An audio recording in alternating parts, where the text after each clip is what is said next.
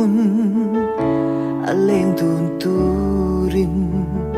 khoanu sam sui an lo in tong sa mang in chen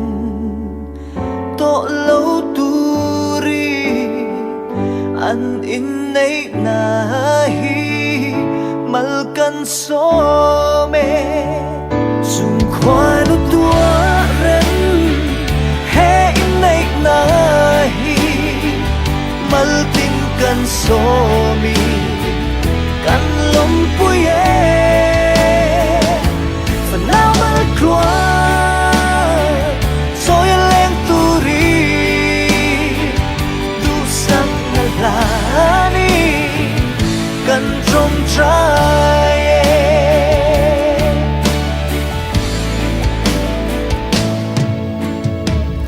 rin om na bia thu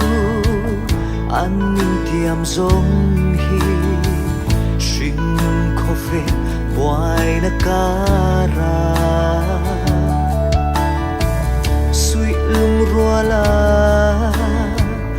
vong dun zeli chung ko bul thiang li mi zel ro se chung khoan tua ren he in nei na hi maltin kan so mi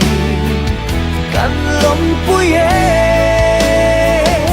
for now mal krua so ya leng turi du sang na la ni kan trong trai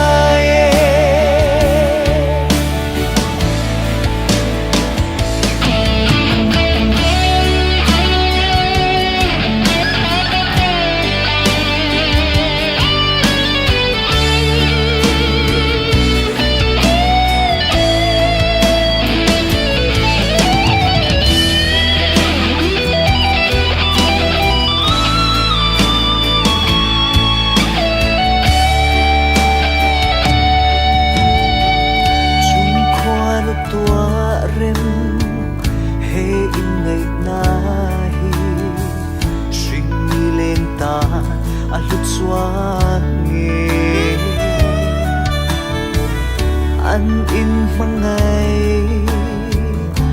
na wai in po pham kho siang loi khen pung zel ro se chung khoan tua ren he in nei na hi mal tin kan so mi kan lom puye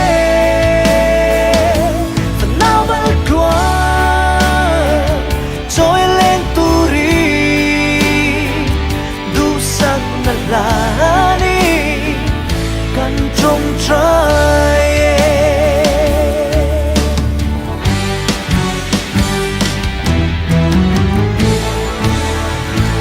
chung khoan tua rem he in nei na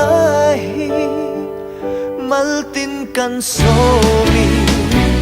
kan lom puye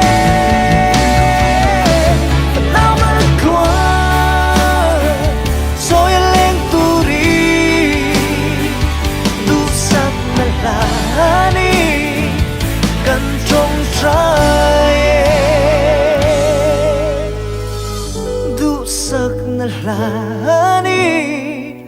kan trong trai